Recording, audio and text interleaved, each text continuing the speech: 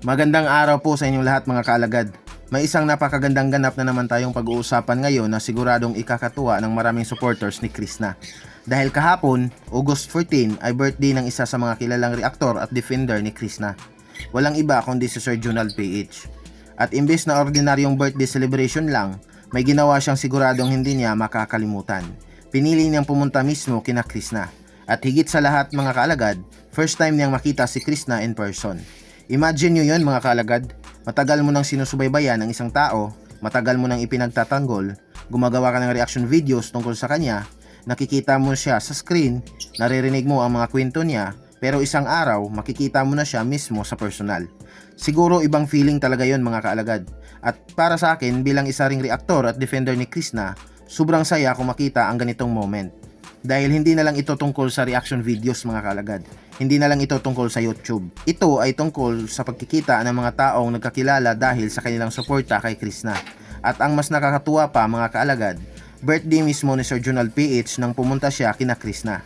At may isang bagay pa na napansin natin mga kaalagad.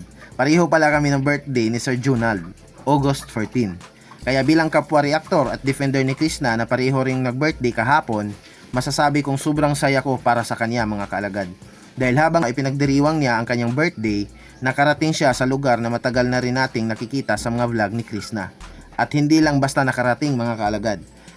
Nakilala niya mismo si Krishna, nakilala niya ang pamilya ni Krishna, at nakita niya mismo ang farmhouse na matagal na nating sinusubaybayan habang unti-unting nabubuo. At isa sa pinakamagandang bahagi ng ganitong visit ay iyong pagtanggap ni Krishna at ng kanyang pamilya mga kaalagad. Makikita mo na talagang masaya sila sa pagdating ni Sir Junald. Hindi yung tipong pumunta lang ang isang supporter para kumuha ng picture at umalis. May kwentuhan mga kaalagad, may tawanan, may birthday vibes, at makikita mo rin na komportable si Junald sa kanila.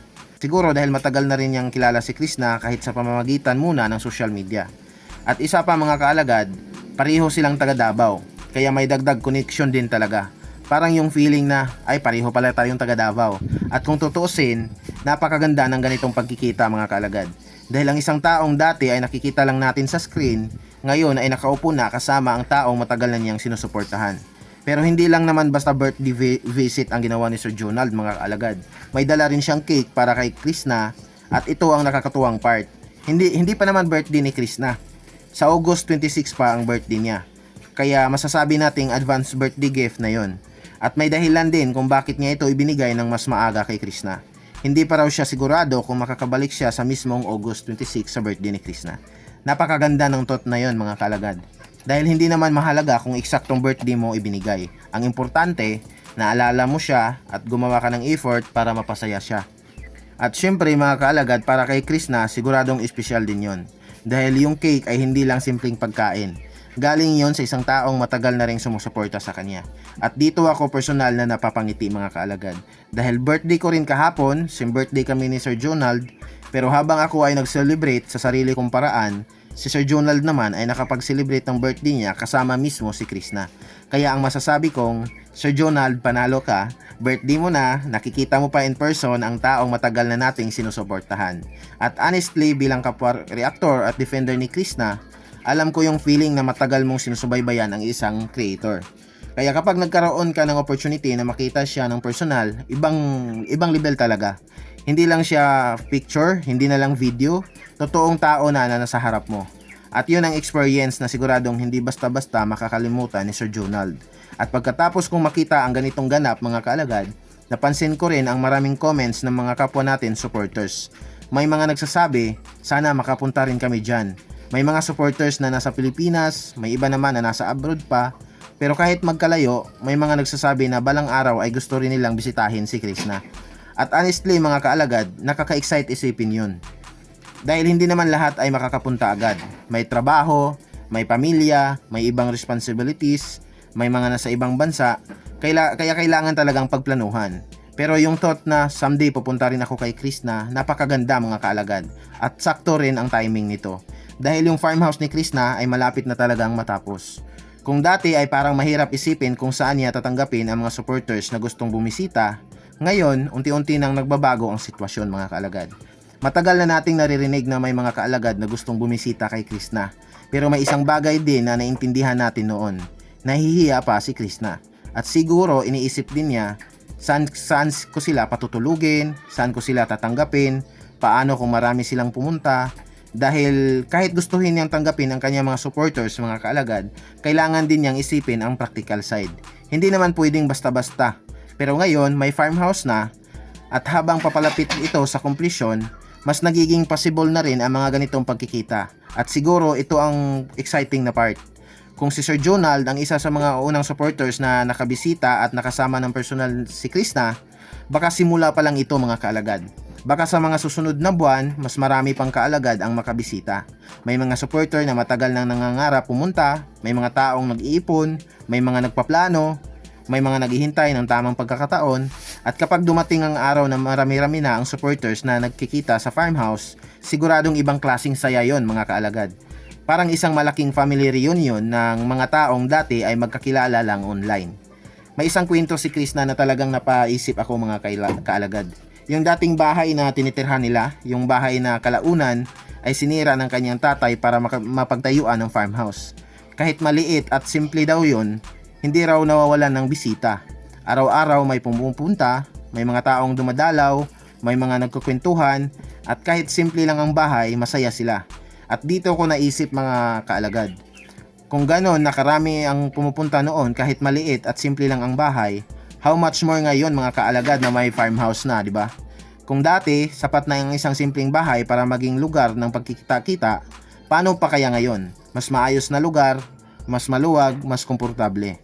At higit sa lahat, mga kaalagad, may lugar na talaga para sa mga taong gustong dumalaw. At kung tutuusin, hindi lang farmhouse ang nabubuo dito.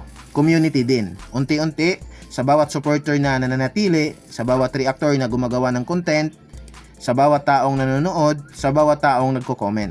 At sa bawat supporter na balang araw ay pupunta mismo sa farmhouse, nakikita natin na yung online community ay unti-unti ring nagiging real life connections. At si Jonald PH ang isa sa mga halimbawa nito. Isang reactor, isang defender, isang supporter. At ngayon, mga kaalagad, nakasama na niya personally si Krishna. Kaya bago tayo matapos, gusto nating batiin ulit si Sir Jonald PH. Happy birthday, Sir Jonald, at congratulations din dahil sa birthday mo, nakagawa ka ng isang memory na siguradong espesyal para sa'yo. Hindi lang cake, hindi lang birthday celebration, pero isang personal na pagkikita kasama ang taong matagal mo nang sinusuportahan. At sa tingin ko, hindi mo na makakalimutan ang birthday na ito. At syempre, congratulations din sa ating lahat na nakasubaybay sa moment na ito. Dahil kahit hindi tayo physically na nandun, parang kasama rin tayo sa saya. At ngayon, habang nakikita natin ang farmhouse na malapit nang matapos, mas exciting isipin ang mga susunod na mangyayari. Kung dati ay simple at maliit na bahay lang ang pinupuntahan ng mga tao, ngayon ay may farmhouse na. Kung dati ay supporters lang tayo sa comment section, ngayon may ilan nang nakakapunta mismo. At kung dati ay pangarap lang ng maraming kaalagad ang makilala si Krishna ng personal, unti-unti na nating nakikita na posible pala.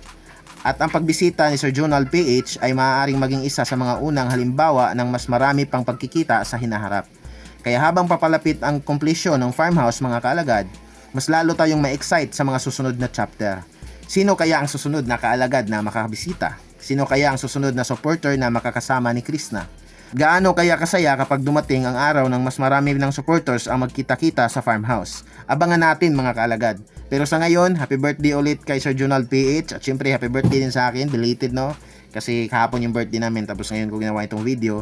At congratulations kay Krishna sa farmhouse na unti-unti nang nagiging realidad.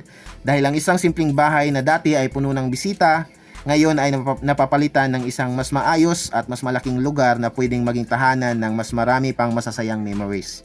At para sa ating mga kaalagad, hindi lang farmhouse ang hinihintay natin. Hinihintay natin ang mga kwento, tawanan, pagkikita at memories na mabubuo roon. Kunting kimbot na lang, Krishna, malapit na. At sana sa farmhouse na yan, mas marami pang kaalagad ang magkita-kita, magkakilala at sama-samang makapagbahagi ng masasayang maalaala. Happy birthday, Sir Jonald PH, at happy birthday din sa ating mga August babies diyan. Lalo na sa inyong mga kaalagad na pareho kong nag-birthday noong August 14. Belated happy birthday sa ating lahat.